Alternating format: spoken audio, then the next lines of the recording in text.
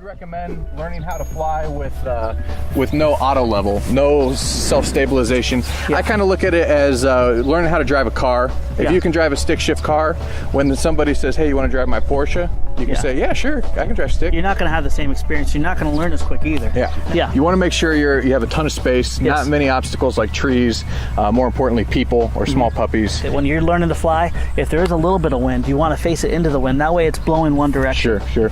And if you are flying at a club or at a place where there are some people, you need to make sure that everybody knows what you're doing. Yeah. And be honest, say that this is your first time flying, because when these things go bad, there's no glide slope. It's not like a plane. Yeah. It falls like a rock wherever it is, and a lot of times it could end up in a hairy situation. Well, and the best thing you also mentioned there is if you get in a hairy situation, cut the throttle. It's better to repair this. If you try to save it, it's only going to get faster and worse. So if you know that you're having trouble and you're 2 feet from the ground, chop the throttle. Maybe you'll have a bent, boom or something like that, but it's a lot better than trying to save it, because anytime you're making corrections, you're only making it worse if you don't have control over it. Exactly.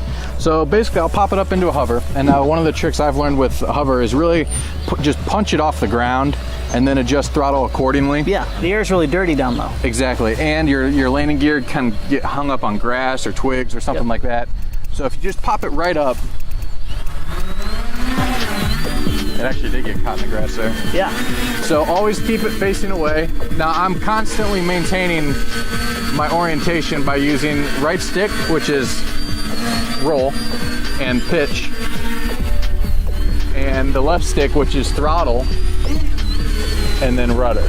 And rudder's on your flying mode 2, so rudder is along with the throttle. Yeah, this is mode 2, so keep that in mind. Now I have this set up with a camera on the bottom facing backwards, facing right at us, so that motor you see is the tail motor, and the tail motor on a tricopter always has the rudder. Yeah, it doesn't use the torque of the motors, it actually is directional. Exactly.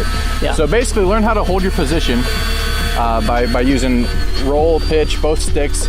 Yeah. Flying multi-rotors is, you always have to be correcting. The thing with planes is they have a glide, so they'll fly themselves to a certain extent. Yeah. Multi-rotors do not. As soon as you let go of the sticks, it's gonna just keep drifting in that direction. And this is a little bit more of a harder path than, say, going out and buying a DJI Phantom, but some of these new Phantoms and new technology out there, they kind of handicap you in a little bit of way, because what happens is the throttle no longer manipulates the RPM of your motor, it manipulates your altitude. So you give higher throttle in the center, you go up, you give less, you go down.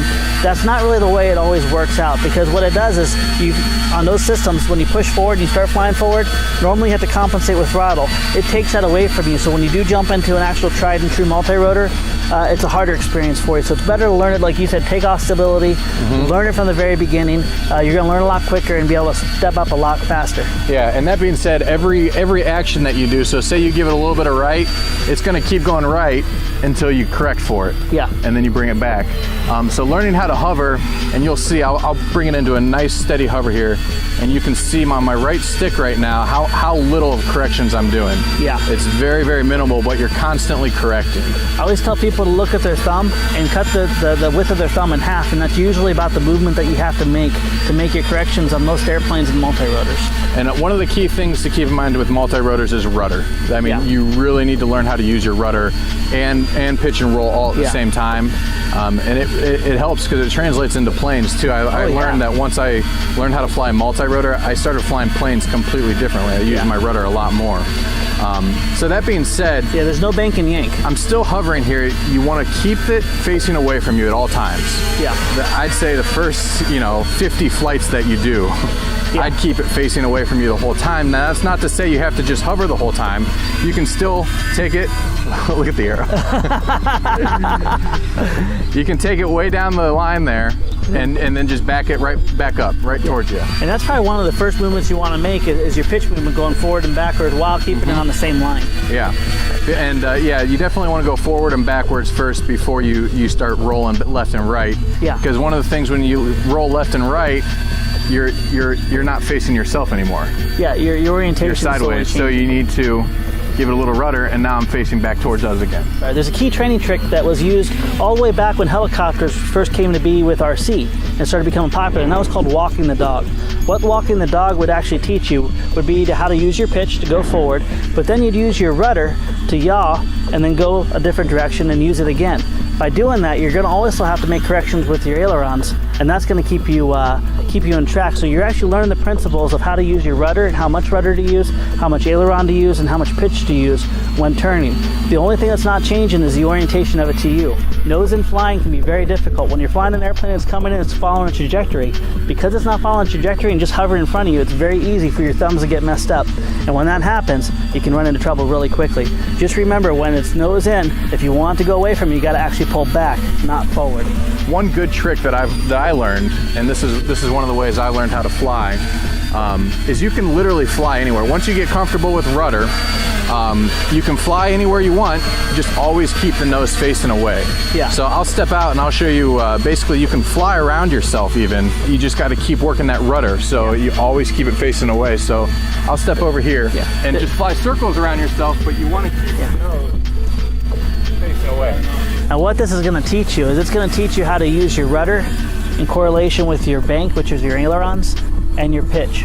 Because you're using your pitch to keep the distance from you, you're using the rudder to make sure that you're keeping the tail pointed towards you, and you're using your bank or your roll to move it left and right.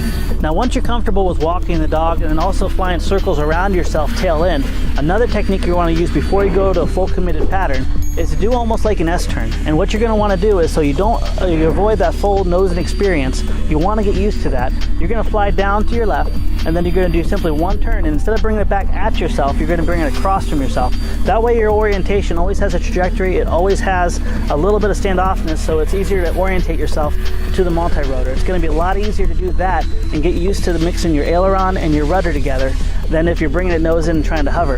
And speaking of hover, it's a lot easier to actually get forward momentum and fly in a pattern than it is to maintain a hover. Having the plane follow a trajectory, following a line on the ground is a lot easier than hovering, because with hovering, you got to constantly maintain all of your axes in pitch, roll, and yaw, and throttle, of course. When you're actually following in a pattern going straight down, it's going to give you a little bit of relaxed time on your rudder and your bank, and you're only going to do minor corrections and keep it on that pattern. So once you've mastered hovering, these next steps should be much easier for you. So we ripped this we ripped this air off because it wasn't working. It's a little bit too windy. Well, we're past that point. We're on to pattern flying. Exactly, yes. So basically pattern flying, a lot of times if you're flying at a club, they'll require you to fly in a pattern, which is either right hand or left hand circle, which gets very difficult. A complete circle is probably one of the most challenging things when you're flying a multi-rotor. Yes.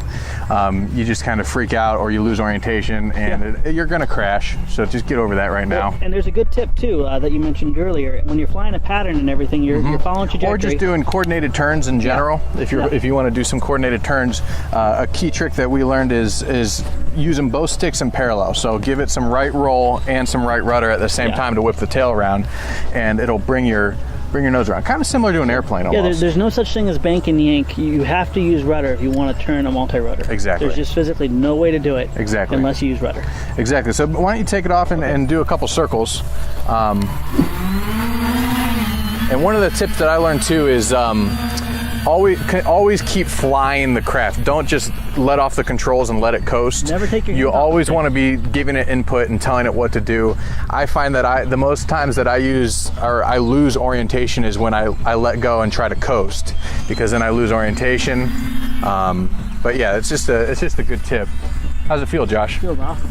You haven't flown this one before, have you? No. And this is our Electro Hub, by the way, and it's a great platform if you're looking to build your first multi-rotor. It has built-in power distribution. It's a real basic concept, but it works really, really well, and it's nice and light too. It's very similar to our old Anycopter. Basically, I think there's three main learning curves that you'll have to get past when you're getting into multi-rotors. The first of which being is learning how to fly, obviously. And like we said earlier, get something small, get something that can take a beating. A Nano QX, you can crash that thing hundreds of times and it's not going to do anything to it. And then after that, you need to learn how to build one. What to solder to what, and where to plug in stuff, and how to work or what kind of control board to get, and all that stuff. And then once you get that done, you have it built, then you need to learn how to tune it, which is a whole nother learning curve. So the nice thing about getting a small multi-rotor up front is you have something to fly while you're figuring all that stuff out. It's a little confidence booster. When your friends get into it too, then you can give something that you can hand to them and have them fly and experience the fun too. Because with a Nano QX, you don't really have to worry about it breaking too much. It's a really solid, durable platform. And this is really stable. Flying pretty good? Yeah, look at that. And again, we recommend learning without any auto stable learn and complete manual, and then from there, if you want to get into GPS and auto level, you can. But that way you can fly anything, and you actually understand what the craft is doing when you're giving it input. Always be aware where people are, and always be willing to chop the throttle and sacrifice your ship. This isn't like a foam airplane where you have one prop. You have 3, 4, sometimes up to 8 motors on this. It can cause a lot of damage. You can change direction very quickly. Yes. So if at any time it can go south really quick. Exactly. We don't want to scare you, but we do want to keep people safe. We want people to have a good experience. One of the best things I love is if you're learning to fly multi-rotors and you're in a situation like this, it's great to have a field that you can bail out on. And keep in mind, these aren't these tips that we've been going over. This isn't something that you do all of them in one day. Yeah. This is something that I've been doing over the past year, and like I said, I've been learning how to fly for over a year. And keep in mind also that I've had the privilege and the blessing to work at flight tests, so you tend to exceed a little bit faster than average. You do it a lot. So if you're crashing and you're still having trouble, don't get discouraged, because it's a learning process. And none of this takes away the power of a good simulator as well too. Real life, because you have the nerves, definitely is different than simulators. But how about if we just recap actually? Yeah. You want to start off pop it up off the ground and learn how to hover. Hover is good. Hover as many batteries as you can. I'd say 20, 30, 40, 50 batteries. Spend a couple days, hover a couple batteries, take a break, hover a couple batteries. You'll learn so much quicker. Once you're comfortable with that, it's time to walk the dog. Staying behind it, but turning it, changing angles, following it, and literally walking it up and down a pattern. You're going to learn how to use your aileron, your rudder, and after a while it may turn into jogging with the dog. And afterwards, your cool tail and circle thing. I never knew that, but that's a very powerful trick. Yeah, because you only have to make one turn. Basically, you fly away, you're facing away from yourself, you make one turn, and you only have to fly towards yourself for a little bit, and then you pass yourself, and then you're facing away from yourself again. Yep. So then after that, you want to learn how to fly pattern, and this is when you're going to crash. That's what happened to me anyways. Basically learn how to go in a complete circle. The biggest thing is learning how to commit.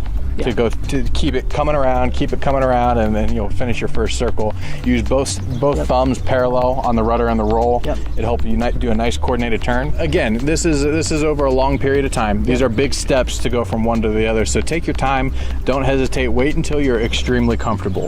I remember when I first started flying, being very nervous, not knowing what's going to happen, and that's okay. You'll get over it, but don't move on to the next step until you're extremely comfortable with the first step. And always put people first. Know when to pull the throttle, sacrifice your ship for safety. Can't stress safety enough with these things. It can go bad, and a foam plane doesn't do too much damage. A multi-rotor, it'll go through a window. You got to be very, very careful, especially when there's people around, and just to keep yourself safe too.